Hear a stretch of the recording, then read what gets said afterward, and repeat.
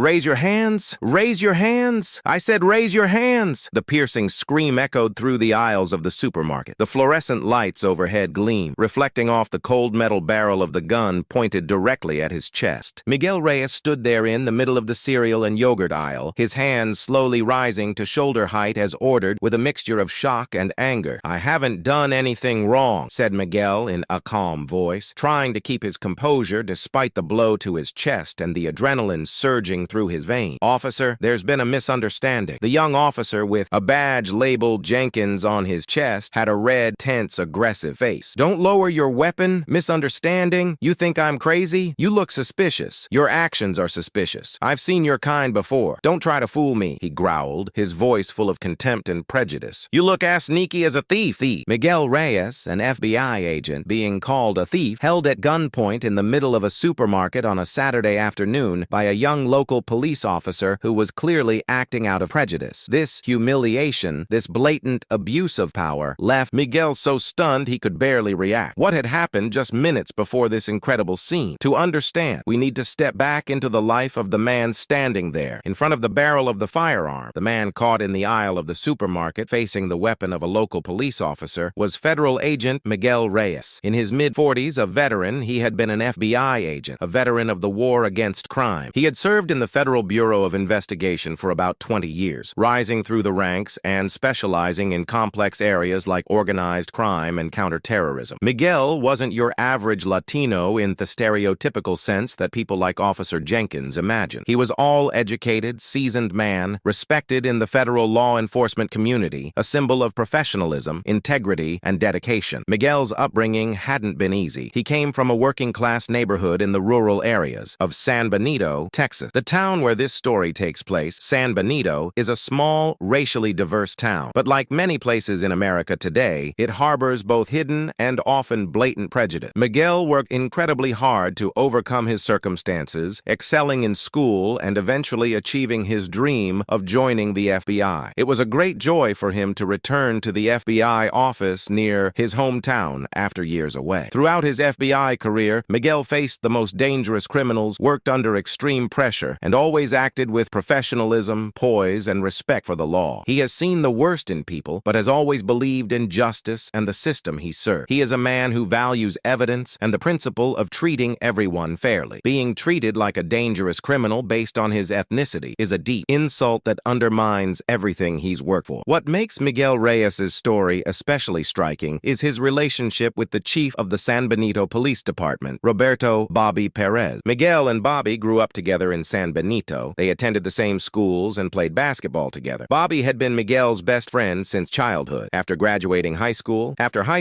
Miguel went to university and eventually joined the FBI, while Bobby stayed in San Benito, joined the local police department, and rose through the ranks, eventually becoming chief. Although their professional paths diverged and they lived in different cities for many years, Miguel and Bobby stayed in touch and maintained a deep friendship built on mutual respect and trust. Bobby Pérez was an experienced and just chief of police, and Miguel respected him, knowing the kind of person he was and what he had accomplished. It was a typical Saturday afternoon in San Benito. Miguel had just finished some personal errand and stopped at the local supermarket, San Benito Fresh Mart, to pick up a few things his wife had asked for. The supermarket was quite full at that hour. Miguel, of medium build and gray hair, was dressed casual. Jeans, a shirt, and a light jacket. He looked like any other middle-aged man doing some weekend shopping. He pushed his shopping cart slowly through the aisles, looking for the item he needed. The police officer patrolling the supermarket area was Officer Carlos Ramirez. Ramirez was a young officer, probably under 25, who had joined the San Benito Police Department about a year ago. He was aggressive, inexperienced, and full of overconfidence and arrogance. Ramirez came from another part of the state and brought with him deeply rooted racial prejudices. He tended to view Latino, especially those outside of his familiar environment, with inherent suspicion, eager to assert his authority, especially over people he thought wouldn't resist. He was patrolling the supermarket on foot, mainly to be seen and to make time pass more quickly. As Ramirez walked past aisle 7, where Miguel had stopped to look at the shelves, his eyes fell on Miguel. Miguel was a middle-aged Latino man, dressed casually. There was really nothing specific from a reasonable person's perspective. But in Officer Ramirez's prejudiced mind, Miguel's appearance, his skin tone, or the slow way he moved, or any other detail his bias bias conjured was enough to qualify as suspicious. He thought, what's this guy doing here? He doesn't look like he lives in the neighborhood. He's probably looking for something to steal. Without any prior theft report or any description having been issued, acting purely on his own prejudice and feelings, Ramirez decided to confront Miguel. He walked directly toward him, his manner immediately aggressive and accusatory, without the slightest courtesy or respect. "Hey you, stop right there!" barked Ramirez. His voice was loud and harsh. Miguel, who was examining a box of cereal, turned around, slightly startled. He saw a young police officer approaching with a stern expression. He stopped his car, trying to understand what was happening. "Yes, officer, what's going on?" asked Miguel, his voice calm and polite. "What are you doing here?" Ramirez's voice was accusatory, as if being in a supermarket was a crime. He stood close to Miguel, his eyes trying to size him up from head to toe. "I'm shopping," replied Miguel, a bit puzzled by his attitude. "You look suspicious," said Ramirez bluntly, his voice dripping with disdain. "I've been watching you since you walked in. What were you doing loitering around here?" "I was just looking for cereal," said Miguel, trying to stay calm. "I live in San Benito. I'm a citizen here." "Don't lead to me," growled Ramirez. He didn't believe Miguel. In his mind, warped by prejudice, Miguel was someone different. He didn't look like someone from around here. "Where are you from?" "I told you, I live in San Benito," replied Miguel, his voice growing a little firmer. His patience was starting to wear thin. "This is discrimination." "I demand you identify yourself," barked Ramirez abruptly, his voice loud and tense. He placed his hand on the grip of his gun. "Why?" asked Miguel, questioning his rights. "A police officer can't randomly demand to see identification without valid cause. I haven't done anything wrong. You have no valid reason to ask for my papers or harass me while I'm shopping." Miguel's calm and assertive demeanor and his clear understanding of the law completely threw Ramirez off. But instead of recognizing authority, Ramirez misread it as a challenge, a rebellion, confirmation that Miguel had something to hide. Ramirez's face turned red with rage, and his arrogance flared. "Are you resisting an officer?" Ramirez shouted, his voice sharp. "I have the right to search anyone I find suspicious. And you look suspicious. You look like you're about to run or hide something." He stepped closer, the space between them shrinking in a threatening way. "I'm not resisting," said Miguel in a low voice, trying to maintain his composure despite the adrenaline rushing through him. As an FBI agent, he was trained to handle stressful and dangerous situations. But being treated this way by a local police officer was a different kind of stress, a mix of potential physical danger and a deep insult to his dignity. Looking into Ramirez's eyes, trying to read his thoughts, he saw fear, inexperience, arrogance, and most of all, prejudice. "Raise your hands! Raise your hands! I said raise your hands!" Ramirez shouted, his voice hoarse with tension and wounded pride. He had drawn his weapon from its holster, pointing it directly at Miguel's chest. Miguel stood there in the middle of the supermarket aisle, facing Officer Carlos Ramirez's gun, hearing the insults and absurd, prejudiced accusation. His hands were raised to shoulder height, a sign of compliance. He felt the eyes of several nearby shoppers. The humiliation was indescribable. But beyond the fear and the humiliation, there was a cold anger. Who did he think he was? What gave him the right to treat him this way just because of his ethnicity? In this moment of extreme tension, Miguel, with his experience as an FBI agent, quickly assessed the situation. Resistance, number one. Explanation, clearly useless against an officer. Prejudiced as he was, this officer, shown an FBI ID, might panic and shoot. His best option was to use another resource, one the officer wouldn't expect, one that could end this immediately and hold him accountable. Bobby. He needed to call Bobby. With perfect calm, honed over years of real danger, Miguel kept his hands raised, his voice steady but firm. "Officer," he said, each word ringing clearly, "I'm telling you, you are making a big mistake. You're pointing a weapon at someone you don't know. I want to speak to your superiors. I want to speak to the chief." Ramirez scoffed, his smile full of mockery. "The chief? Who do you think you're talking to? The chief? You think that scares me? Go ahead, call your best friend," he sneered in disbelief. "I will," said Miguel, his eyes piercing Ramirez. "I'm calling your chief. Chief Roberto Pérez is a close friend and he won't be happy about what you're doing to me." Ramirez's face turned even redder with rage, but the tension shifted instantly. Roberto Pérez, Chief Bobby Pérez, a close friend of Miguel. That calm look on Miguel's face, those steady eyes, doubt, a flicker of fear, began to creep into Ramirez's mind. He knew what kind of man Chief Bobby Pérez was, a fair man who valued friendship. "You're lying," stammered Ramirez, but his voice had lost its earlier confidence, replaced by panic. "You think that'll save you, calling some imaginary friend?" "I'm not lying," said Miguel. Slowly, very slowly, he lowered his right hand, keeping it in Ramirez's line of sight. Carefully, he pulled his cell phone from his pocket. "I'm calling him right now. Want to talk to him?" Ramirez froze where he stood, gun still in hand, pointed at Miguel. Miguel, but all his confidence had completely evaporated. He watched as Miguel unlocked his phone, searching through contact. The panic in his eyes grew. He didn't fully believe it yet, but the possibility that it was true terrified him. Miguel found Bobby's number in his contacts and dialed. The phone rang into the tense air of the supermarket aisle. Ramirez stood frozen, his eyes fixed on Miguel and the phone in his hand. "Hello, Miguel. What's going on?" Chief Pérez's voice came clearly through the speakerphone. "Hey, Bob," said Miguel, his voice calm but tense. "I'm at the San Benito Fresh Mart, aisle 7, by the cereals. I'm having a bit of an issue with one of your officers." "An issue?" Chief Pérez's voice turned immediately serious. "Officer Carlos Ramirez," said Miguel, looking at Ramirez, who still stood there. "Explain to me," Miguel said. "What I said that sounded so strange to you. You insulted me, and now I have a gun pointed at me just because I'm a Latino man shopping. I told you I wanted to speak to your chief, but you didn't believe me." On the other end of the line, Chief Pérez was silent for a few seconds. Then, his voice came deep and filled with a cold anger Miguel had rarely heard from his friend. "You pointed a gun at him just for that? Miguel, stay right there. Don't do anything. I'll be there in 1 minute." Miguel ended the call and returned the phone to his pocket, maintaining his composure. Officer Carlos Ramirez stood there, his face white as death, sweat beading on his forehead. He had heard enough of the loud conversation to realize it was the chief speaking, and that he'd aimed a gun at the chief's best friend, a Latino man, who had been insulted and disrespected, but who had a personal connection to the chief of the department. "You really know the chief?" Ramirez stammered, his voice trembling uncontrollably. "I told you," Miguel replied, his voice cold, "and I think you'll have a lot to explain." Ramirez's face was filled with total panic. He realized the magnitude of his mistake. His hands trembled as he slowly lowered the gun. Then he stammered an apology. I'm sorry. I'm really sorry. I didn't know." His apology didn't come from remorse. It came from fear. Fear of losing his job, of being punished. About 5 minutes later, a police car arrived quietly, without sirens or flashing lights, and stopped in front of the supermarket. Chief Roberto Pérez stepped out, dressed in plain clothes but carrying the aura of a leader. He scanned the store lobby looking for Miguel. When he saw the scene in aisle 7, he froze. Miguel Reyes, his best friend, standing there with a tense expression, and Officer Carlos Ramirez standing before him, pale, still, holding his gun. Chief Pérez's face tightened with fury. He walked straight toward them, went directly to Miguel, completely ignoring Ramirez at first. "Miguel, are you all right? Did he do anything to you?" Chief Pérez's voice was filled with concern for his friend. "I'm all right, Bobby," said Miguel, still a little shaken. "He didn't do anything except point a gun at me and insult me." Chief Pérez turned to look at Carlos Ramirez. His eyes were cold, filled with rage and absolute frustration. "Ramirez! Officer Ramirez, what are you doing here with a gun in your hand? What are you doing with Federal Agent Miguel Reyes?" Chief Pérez's voice echoed down the aisle. Ramirez froze, even more than he had the first time. Not only the chief's best friend, he was a federal agent. In an instant, all his biases and assumptions came crashing down. He realized who he had been dealing with. Agent Federal," Ramirez stammered, completely panicked. He looked at Chief Pérez, then at Miguel, then at the gun trembling in his hand. "Chief, I didn't know. I swear I didn't know." "Enough," interrupted the chief. Pérez's voice dripped with contempt. "You don't know, or you don't care to know. You acted on your own prejudice. You pointed a gun at an innocent citizen, a friend of mine, a federal agent, in the middle of a supermarket because you thought he looked suspicious." Chief Pérez stepped closer to Ramirez, his eyes relentless. "Turn in your weapon, now, slowly. Then hand over your badge and radio. Return to the station immediately. Directly to my office. You are suspended immediately." Carlos Ramirez trembled as he followed the order. He slowly lowered his weapon and holstered. His hands were shaking so badly he nearly dropped it. He removed his badge and radio and handed them to Chief Pérez. His face was sweaty and tears had started to roll down his cheeks. "Chief, Agent Reyes, I was wrong. Please forgive me," he said, his voice pathetic and filled with fear. Miguel Reyes looked at him silently. He didn't need that apology. It wasn't an apology from someone who realized his discriminatory actions were wrong. It was an apology born of fear. Fear of losing his job. Miguel's expression was cold and full of disappointment. Chief Pérez motioned to several other officers who had arrived, and they took Ramirez away. Ramirez walked like a broken man, muttering apologies as he was led off. After Ramirez was gone, Chief Pérez turned to Miguel and sighed, looking tired and disappointed. "Miguel, I'm so sorry you had to go through this. I can't believe any officer under my command would act this way, especially to you." "I'm all right, Bobby," said Miguel. "Even if today I felt the weight of harassment and humiliation, I'm fine. But Bobby, you need to review your hiring and training process. If this can happen to me, someone with connections, imagine what could happen to others without my resources." Chief Pérez nodded solemnly, understanding. "I won't tolerate such behavior in my department. Not ever again." again. Immediately upon returning to the department, Chief Pérez requested that Internal Affairs open a formal and urgent investigation into the conduct of Officer Carlos Ramirez. The head of Internal Affairs, a trusted and impartial individual, was assigned to the case. The investigation was to be thorough and swift. Under the direct supervision of Chief Pérez, Special Agent Miguel Reyes was interviewed. Miguel, with the professionalism of a veteran investigator, gave a detailed, consistent, and unemotional account emphasizing the sequence of events. He quoted Ramirez's words, including his discriminatory remarks, his behavior, and the fact that he had drawn his weapon without any justification. Officer Carlos Ramirez was also interviewed. Ramirez, in a state of fear and desperation, tried to defend himself by saying Mr. Reyes looked suspicious, that he felt threatened when Mr. Reyes reached into his pocket for his phone, though Miguel only reached for it after having a gun pointed at him and after challenging Ramirez to call the chief. Ramirez tried to downplay his insults, saying they came from nowhere. He apologized repeatedly, but it was clear the main reason was to save his career. The most important piece of evidence in the investigation was the video from the San Benito Fresh Mart security camera system. The store, like most modern commercial establishments, had extensive surveillance cameras, and the footage captured the entire incident from multiple angles, from Ramirez's first contact with Miguel, his initial behavior during the conversation. Even though there was no clear audio, the body language was unmistakable. Ramirez's aggressive behavior and drawing a weapon on Miguel while Miguel remained calm. Miguel's composed behavior, his actions as he took out his phone and made a call, and Ramirez's panicked reaction as Miguel spoke with Chief Pérez. The video provided irrefutable evidence of Ramirez's abuse of power, his aggressive behavior, and his unreasonable use of deadly force. The IA detective also interviewed several supermarket employees and nearby customers who witnessed parts of the incident. Their statements, while not as complete as Miguel's or the video, confirmed that the police officer initiated the confrontation and was aggressive. The Internal Affairs investigation report was completed swiftly due to the serious nature and clear evidence. It concluded that Officer Carlos Ramirez had severely violated multiple San Benito Police Department policies and regulations, including unprofessional and offensive behavior toward the public, especially racist behavior and language. He was also charged with abuse of authority in detaining individuals and requesting ID without proper reasonable suspicion or specific cause, and for the irrational and unnecessary use of deadly force against an unarmed and non-threatening citizen. There were clear signs of discrimination and racial bias while on duty, based on the victim's testimony and the context of the incident. The report also cited a lack of honesty during the investigation, as Ramirez attempted to justify himself dishonestly. The report concluded with a recommendation for the highest form of discipline, termination. The case was referred to the police department's disciplinary review board. The board consisted of Chief Pérez as chair, the head of Internal Affairs, and other senior officers. At the hearing, the IA chief presented the details of the investigation report and the evidence, including the security camera footage, which was thoroughly reviewed by the board. Special Agent Miguel Reyes, as the victim and a federal officer, chose not to attend the Internal Affairs hearing in person, but submitted a written statement instead. In the statement, he not only described the incident and how he felt insulted and humiliated by being treated like a criminal based on his ethnicity, in the very place where he grew up, but also emphasized the dangers of police officers acting on prejudice and abusing their power. He argued that such behavior destroys community trust in law enforcement and must not be tolerated. He stated emphatically that an officer with the attitude and conduct of Officer Ramirez does not deserve to carry a badge or be trusted with the responsibility of protecting the public, despite being a close friend of the chief. Pérez and Miguel remained professional and focused on the misconduct of Ramirez. Officer Carlos Ramirez attended the hearing with his lawyer, listened to the investigation report, and watched the video. He could not deny what happened. He was repeatedly found trying to show remorse, but his words were still laced with fear of the consequences. His lawyer tried to obtain a lighter sentence, arguing that Ramirez was an inexperienced young officer and that this had been a mistake, in a situation where he felt stressed, even though it was stress he caused himself. The disciplinary review board listened carefully, reviewed the evidence, and reconsidered the series of violations: irrational use of deadly force, abuse of authority, unprofessional conduct, discrimination, and dishonesty. What Ramirez had done was clearly recorded on video, and the victim was a federal agent and a close friend of the chief, adding to the seriousness and the need for decisive punishment to maintain discipline and trust within the department. department. Chief Pérez, as chairman of the board, was stern and uncompromising. He stated that the behavior of Ramirez was completely unacceptable and had no place in the San Benito Police Department. The board reached its final decision. Officer Carlos Ramirez's conduct was a serious violation of the department's code of ethics and policy. His irrational use of deadly force, flagrant abuse of authority, and racial bias demonstrated his unfitness to serve as a police officer. The board's resolution was announced. Officer Carlos Ramirez was dismissed from the San Benito Police Department with immediate effect. Carlos Ramirez looked pale and devastated. He had lost his job, his career, and his reputation. Sadness and hopelessness were written in his eyes. There was nothing left to say. His excuses and false apologies were meaningless. Chief Pérez spoke privately with Miguel after the decision, expressing his relief at having served justice and his commitment to cleaning up the department and ensuring that officers like Ramirez had no place there. Miguel thanked Bobby for handling the case with speed and integrity. The San Benito Police Department issued a brief press release announcing Officer Carlos Ramirez's dismissal following an internal investigation into serious misconduct. The statement did not detail the incident involving FBI personnel to protect privacy, but it emphasized the department's commitment to upholding the highest standards of ethics and professionalism. Although it was not widely covered in national news, within law enforcement circles, the story of the young officer from San Benito who pulled a gun on a Latino FBI agent out of prejudice and was immediately fired became a stern warning. For Carlos Ramirez, the despair is the initial punishment. He loses his job, his pension, and his ability to find employment in any other law enforcement agency. He also faced a possible civil lawsuit from Miguel Reyes. However, Miguel, as a federal officer, might choose not to pursue it to avoid complications. Still, Ramirez's future now carries a big question mark, filled with uncertainty. For Special Agent Miguel Reyes, the experience was a painful reminder of the persistence of prejudice and the dangers of abuse of power, even in the small town he calls home. Being treated like a criminal simply because of his ethnic background and having a gun pointed at him without reason was deeply traumatic. Yet the thought that he remained calm and used his resources effectively, calling Chief Pérez and seeing the perpetrator held accountable immediately, brought a sense of satisfaction and justice. He defended not only himself, but also anyone else who may have been a victim of similar acts but lacked the means to stand up. His long-standing friendship with Chief Pérez, a man of integrity, was essential in ensuring that justice was done swiftly and decisively. The story of Special Agent Miguel Reyes is a powerful reminder that racial violence and abuse of power are not problems of the past. They persist, even in the most seemingly mundane interaction. This story exposes the dangers of allowing bias to cloud judgment and highlights the professionalism and responsibility required of those tasked with protecting the public. Miguel Reyes turned a moment of danger and humiliation into a victory for justice, ensuring that the abuser of power faced immediate and appropriate consequences. The story of Special Agent Miguel Reyes tells of the importance of confronting bias in law enforcement and ensuring full accountability for misconduct. Do you believe the immediate dismissal of Officer Ramirez was a fair and appropriate decision? What do you think should be done to prevent harmful and abusive officers like Carlos Ramirez from entering and operating within the police force? Share your thoughts and feelings in the comments.